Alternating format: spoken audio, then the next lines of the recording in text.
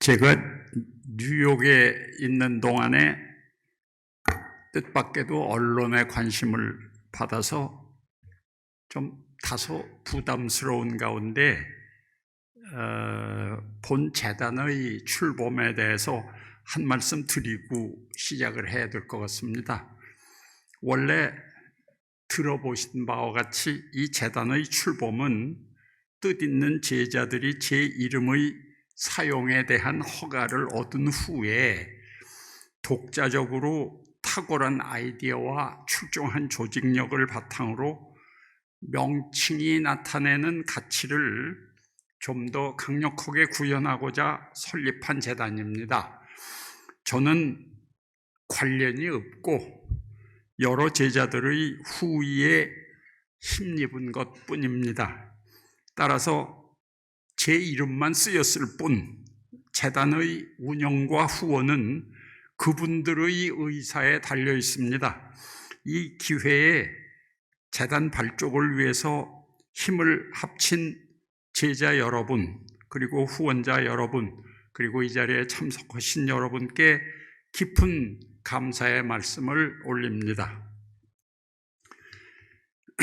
돌이켜보면은 제2차 대전 후에 성립된 국제 질서는 인류의 커다란 역사적 성취라고 생각이 듭니다. 당시 세계 대전 직후에 뒷감당을 해야 됐던 세대는 나치 등의 제국주의를 청산하고 공산주의와 싸우고 안정적 무역 통상 제도를 창설하고 세계적 빈곤을 타파하고 민주주의를 수호하기 위해서 여러 가지 국제기구를 창설하고 동맹체제를 구축했습니다. 구체적으로 보면 첫째, 유엔과 나토의 바탕을 둔 안보 질서, 둘째, IMF와 월드뱅크가 떠받든 세계 금융 질서, 셋째, 가트에서 WTO로 진화한 통상 질서가 바로 그 예라고 할 수 있습니다. 이러한 질서하에 점점 세계화의 물결이 도래하였지만은 트럼프나 푸틴이나 오르도반이나 이러한 대중영합적인 지도자가 여기저기서 등장해가지고 세계화 경향이 주춤해지고 오히려 국익 중심으로 각자 도생하는 현저한 지정학적 경향을 감지할 수 있습니다. 더구나 미국과 중국은 40년 만의 고물가, 보호무역의 등장, 신냉전, 지정학적 위기, 코로나 위기, 그리고 공급망 위기가 맞물리면서 서로 미래 산업의 패권을 쥐려는 의도를 보이고 있습니다. 그러나 국제사회의 지식인들과 NGO는 소위 like-minded 그룹을 형성해서 끊임없이 새로운 의제를 발굴하고 미래의 경향을 토의하여 공감대를 형성하게 되면 국제적으로 의미 있는 결의나 유엔의 결의 그런 것이겠죠. 조약의 형식으로 그 성과를 매듭짓고는 합니다. 제가 말하고자 하는 정의, 평화 및 인권이라는 인류의 보편적 가치의 구체적 실현도 국제형사재판소 설립을 위한 로마 규정이라는 긴 이름의 조약의 성립을 통해서 가능해진 것입니다. 국제화된 한국의 지식인들이 이런 세계적인 논의에 적극 참여해서 이를 리드하는 날이 오기를 희망합니다.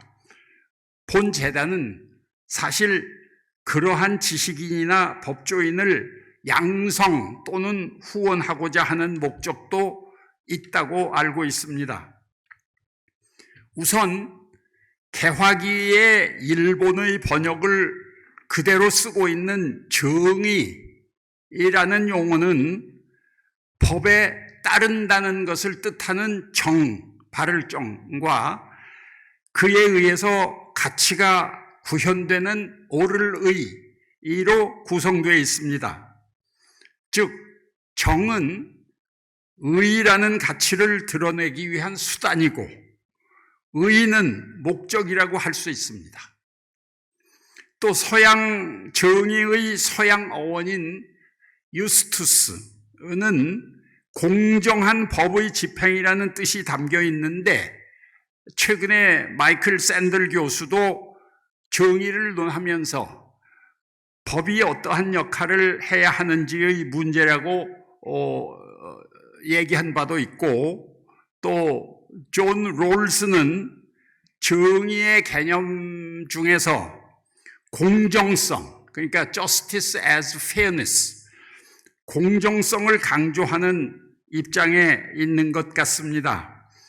이러한 견해들은 정의를 이해하는 관점의 문제이지만 로마 규정이 성립되던 20세기 말에는 정의의 유용성을 특히 강조해서 No peace without justice 라는 생각이 지배적이었습니다. 그러니까 인류가 가장 중요하게 생각하는 가치는 평화입니다. 전쟁이 나고 질서가 무너지면 아무도 안정적인 생활과 번영을 성취할 수가 없기 때문에 평화가 제일 중요한 가치인데, 그 평화가 무엇이고 이걸 어떻게 달성해야 되느냐 하는 점에 대해서는 그동안에 논의가 많았습니다. 그런데 이제 국제형사재판소가 성립이 되면서 세계의 흐름은 평화는 저스티스를, 정의를 통해서 달성한다 하는 그러한 명제가 대체적으로 국제적으로 합의가 되었던 것입니다. 이제 아까도 잠깐 언급이 있었지만 가령 오래 수십 년간 내전이 종료된 나라가 제일 먼저 필요한 것은 경제복구 자금의 즉각적인 지원이겠습니까? 그렇지 않으면은 기본적인 형사정의 시스템을 설치하는 일이겠습니까? 여지껏 대부분의 경우에는 현지에 파견된 경제 전문가들이 경제 원조의 현실적 타당성을 담은 보고서를 올리면 월드뱅크 등 경제 원조 기구들은 막대한 자금을 신속하게 지원해 왔습니다. 그러나 전쟁 후의 파괴와 민심의 타락, 옳고 그름조차 분별할 수 있는 기본적 기재의 흠결로 인해서 막대한 경제 원조 자금은 부패한 정부나 소수의 독재자 또는 그에 유착된 조직 범죄 집단의 먹잇감이 되고 마는 경우를 종종 보아왔습니다. 그러므로 기본적인 선악을 가려줄 수 있는 기초적인 형사 정의 시스템이 먼저 도입되어서 국민들에게 사필 규정의 의식, 즉 결국 죄 짓고는 못 산다 하는 의식을 어느 정도 심어준 다음에 경제적 지원 자금이 집행되어야만 훨씬 더 효율적 결실을 맺습니다. 그런데 국제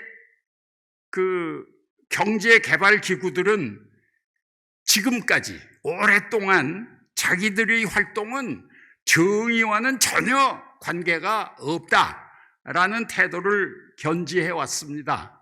그래서 이걸 타파하기 위해서 제가 2011년에 월드뱅크의 세계 금융가 회의에서 기조연설을 하면서 이 점을 강조한 바 있습니다. 그래서 제 생각에 지금부터는 국제형사재판소가 설립이 됐으니까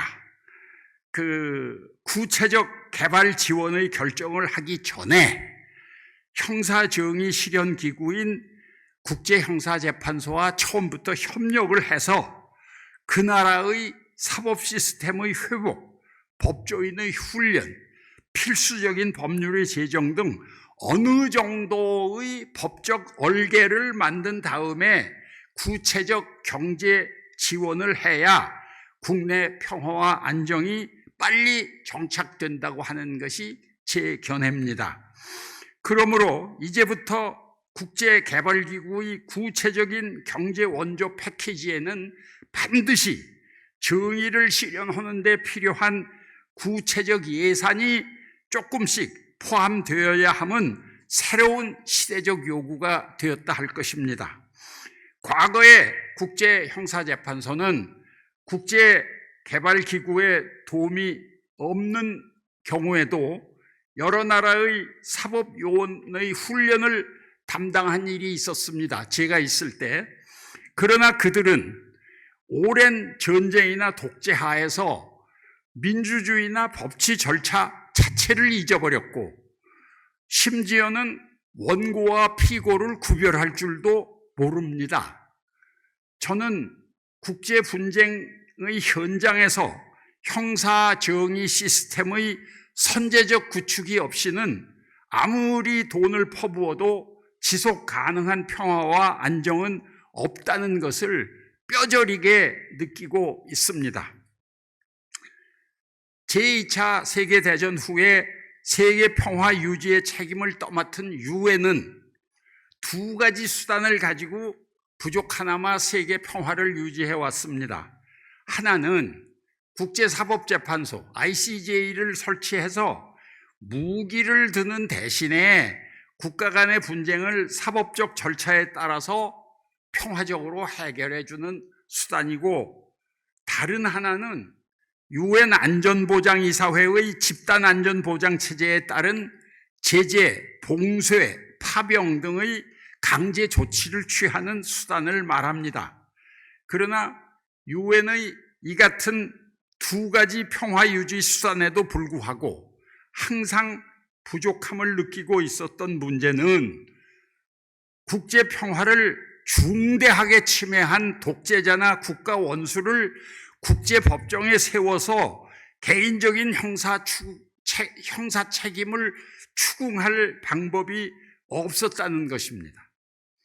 물론 역사적으로 제2차 세계대전 직후의 뉴른버그 전범재판과 도쿄 전범재판, 1990년대 초에 설립된 구유고 전범재판소 ICTY, 또 루안다 학살재판소 ICTR, 그리고 그 외에 여러 가지 특별재판소들이 많이 명멸했습니다.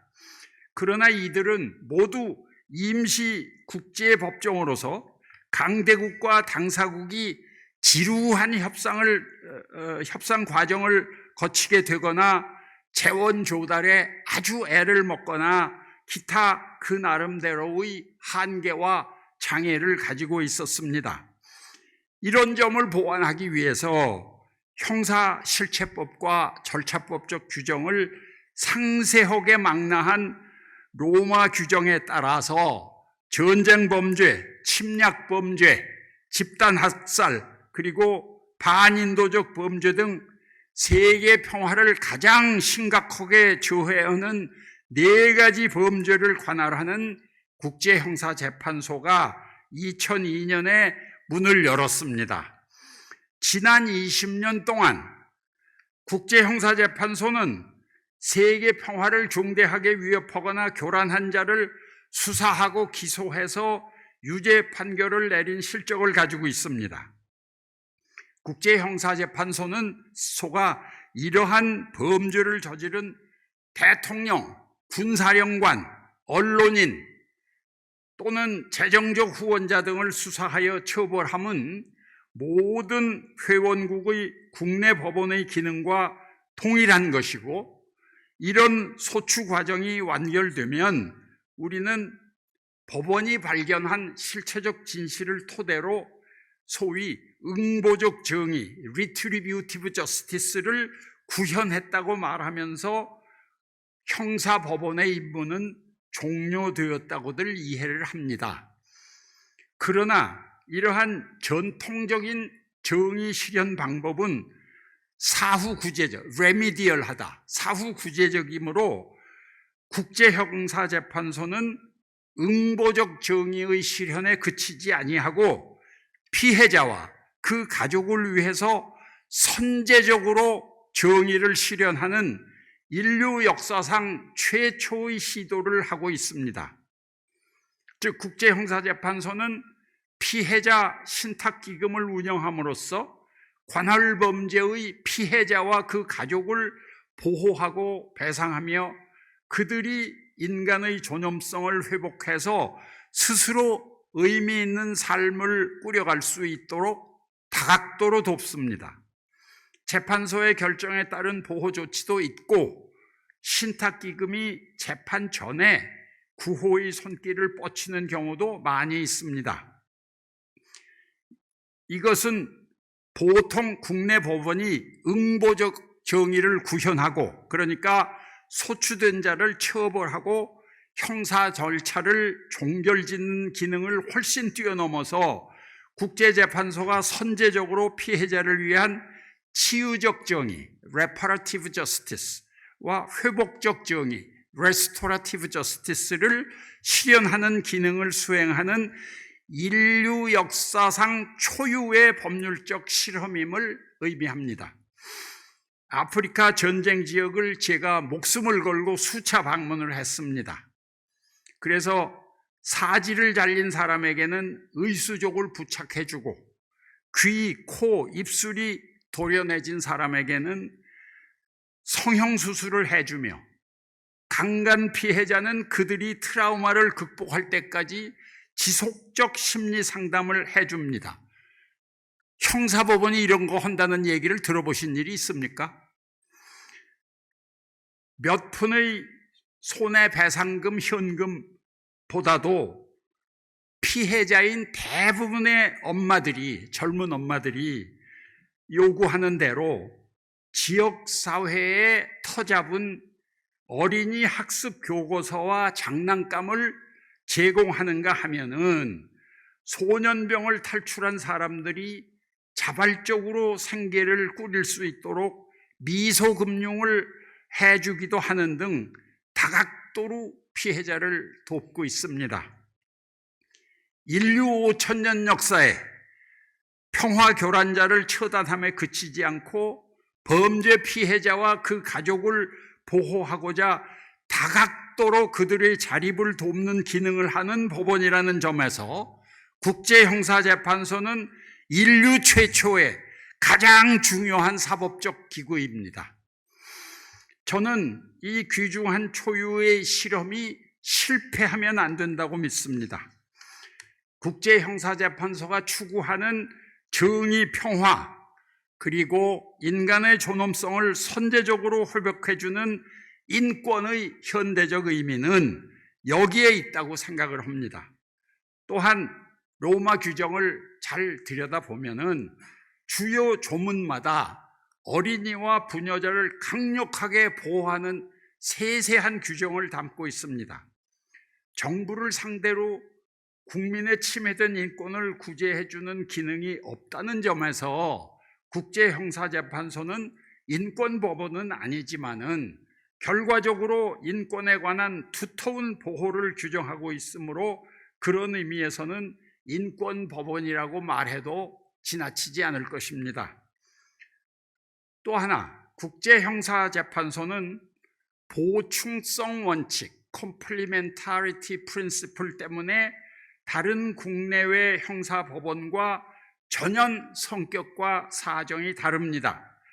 국제형사재판소의 관할 범죄가 발생하면 국제형사재판소가 직접 재판하는 것이 아니라 그 사건이 발생한 당사국의 사법기관이 직접적 1차적으로 수사와 기소를 해야 되고, 다만 그 회원국이 이를 할 수 없거나 할 의사가 없는 경우에만 국제형사재판소가 2차적으로 보충적으로 형사 개입을 할 수 있습니다.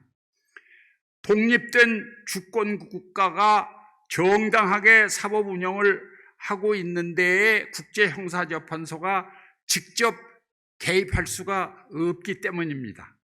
그러므로 국제형사재판소는 각 회원국의 사법기관, 그러니까 경찰, 검찰, 법원을 망라해서 사법기관이 충분한 능력과 의사가 있어서 ICC 관할 범죄를 정상적으로 처리하는 한은 다룰 사건이 없게 됩니다. 즉, 각 회원국의 국내 법원이 대다수의 국제형사재판소 관할 범죄를 처리하게 되므로 국제형사재판소가 2차적으로 처리하는 사건의 수는 매우 적고, 그런 의미에서 국제형사재판소는 인류 사회의 최후 수단의 법원입니다.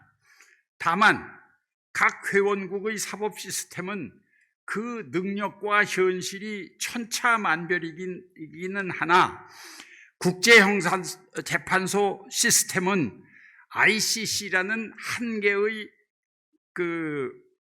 국제형사사법기관의 문제가 아니라 보충성을 이유로 ICC가 의존하는 전 회원국의 국내 사법 시스템과 일체가 돼서 커다란 세계적 형사 시스템으로 작용하고 있습니다.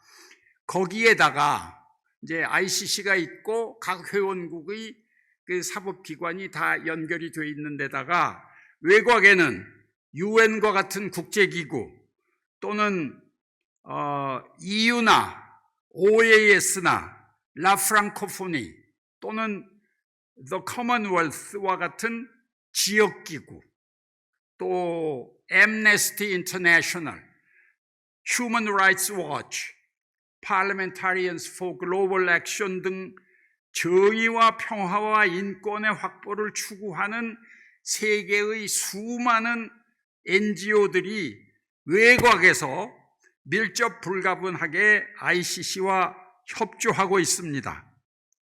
따라서 단순히 ICC라는 한 개의 독립한 국제형사법원의 탄생과 운영에 그치는 문제가 아니라 ICC를 정점으로 위와 같은 국내외 기관들이 한 덩어리로 연결이 되어서 세계적으로 일체화된 형사정의 구현 행위를 하는 것입니다. 이 거대한 국제형사 시스템은 처벌을 통한 응보적 정의의 실현을 넘어서 아까 말씀드린 것처럼 관할 범죄의 피해자와 가족을 선제적으로 보호 내지 구제하는 역할도 담당합니다. ICC와 일체화된 각 회원국의 사법 시스템의 선진화를 위해서 법조 인력을 훈련하고 필요한 국내 입법을 하며 교정 시스템을 개선하고 필요한 국제협약을 체결하는 등 ICC 시스템의 원활한 가동을 위해서 수행해야 할 엄청난 과제가 기다리고 있습니다. 전체 ICC 시스템의 성패는 이 같은 보충성 원리에 따른 일사불란한 형사사법 운영, 회원국의 절대적 협조, 그리고 꾸준히 로마 규정을 비준해서 회원국의 수가 증가하도록 노력하는 데에 달려있는 것입니다. 어떠한 경우라도 회원국의 협조는 국제형사재판소의 운영상 꼭 필요합니다. 왜냐하면 수사와 재판 업무는 재판소가 하지만은 그 판결의 집행은 각 국가에게 나누어서 맡겨져 있기 때문입니다.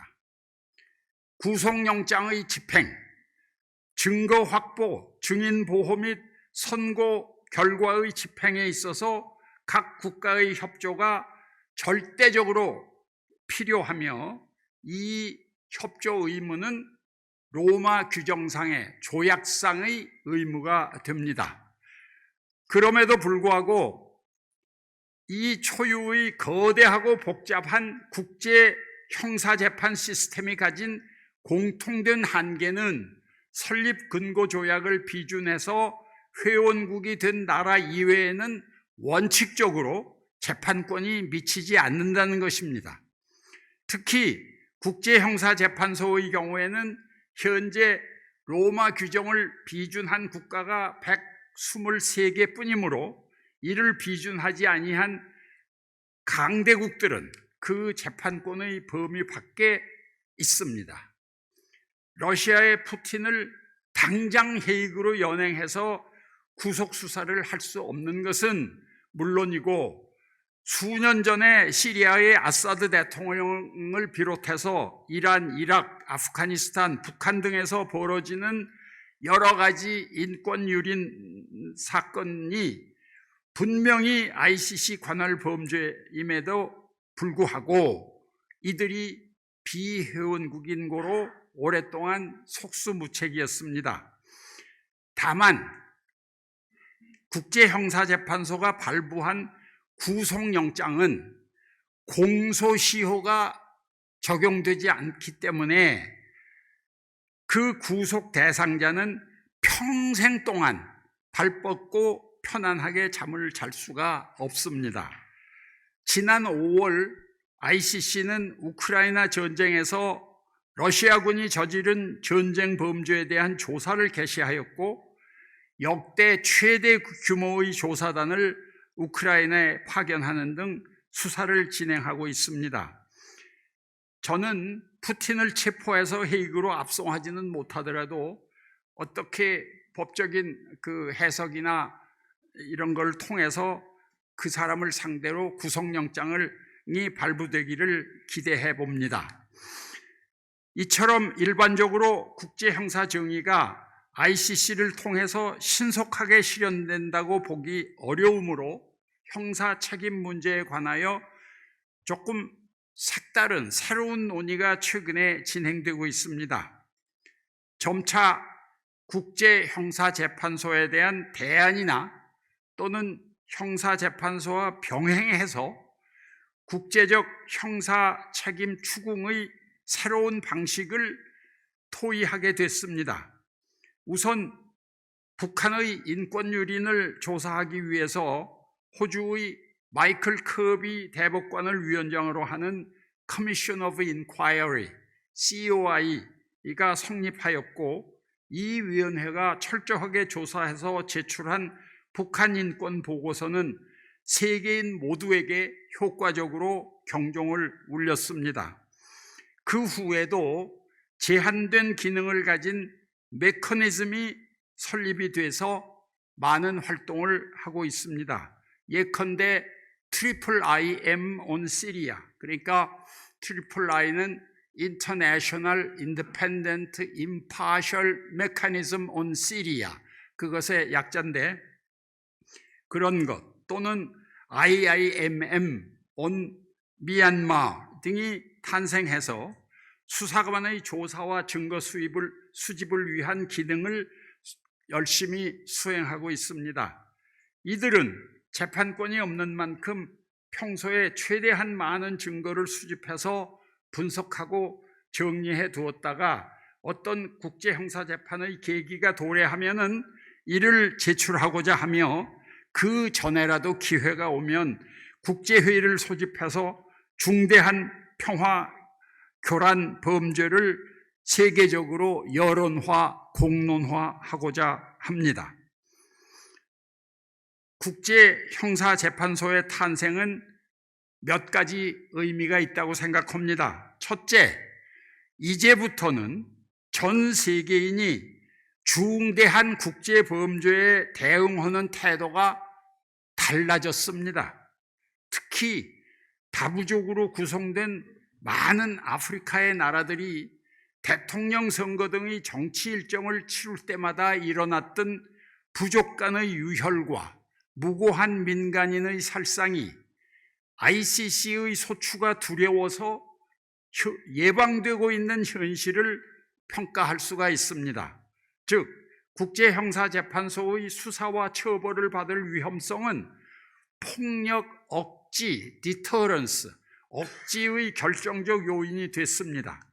수많은 아프리카 정부 고위 관계자의 증언이 이를 증명합니다. 둘째로, 국제형사재판소의 존재는 대량의 범죄와 심각한 인권유린을 방지함으로써 세계는 조금 더 안전한 세상으로 한 걸음 진보했다고 평가할 수 있을 것입니다.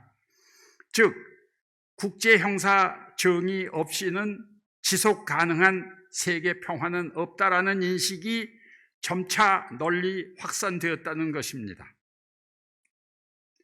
셋째, 국제형사재판소는 정부의 국민에 대한 인권 침해를 시정해주는 인권법원은 아니지만 특히 어린이와 부녀자의 인권을 보호하고 피해자와 그 가족에게 인간의 존엄을 회복해서 새로운 생존의 길을 열어줌으로써 그러한 의미에서 인권법원 내지는 인도적 법원의 기능을 충실히 이행하고 있습니다.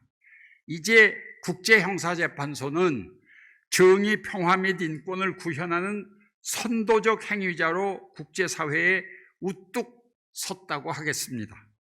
넷째, 국제형사재판소는 국제형사정의 시스템의 새로운 패러다임을 창설함으로써 흉악한 범죄에 대한 책임 추궁이 법의 지배, 룰 오브 로 원칙의 필수 불가결한 구체적 내용의 일부가 되었다는 점을 강조하고 싶습니다.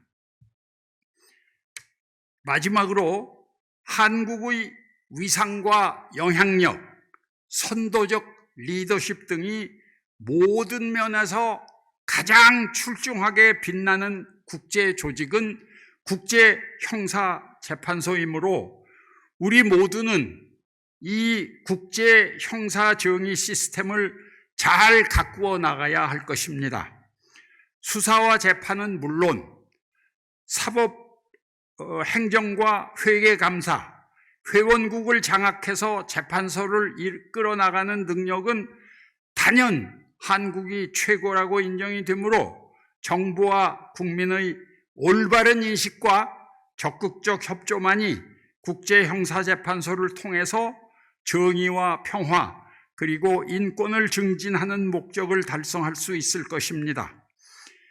한국 법조인의 탁월한 과학수사 능력, 한국 감사원의 ICC 회계감사를 통한 우수한 것으로 증명된 그들의 감사 능력, ICC 재판관들의 공정하고 효율적이고 세심한 재판 능력, 그리고 디지털화를 기본으로 하는 뛰어난 사법행정 내지 관리 능력은 ICC를 통해서 전 세계에 빛을 발하고 있습니다. 우리는 전 세계가 찬탄하는 이러한 업적과 능력으로 우리 정부의 국정 목표인 자유, 평화, 번영에 기여하는 글로벌 중추 국가로 우뚝 서고 신장된 국력과 국격을 바탕으로 국제 공동체의 자유, 평화, 인권을 제고하기 위한 주도적 역할을 해 나갈 수 있다고 생각을 합니다. 또 해 나가야 한다고 생각을 합니다. 감사합니다.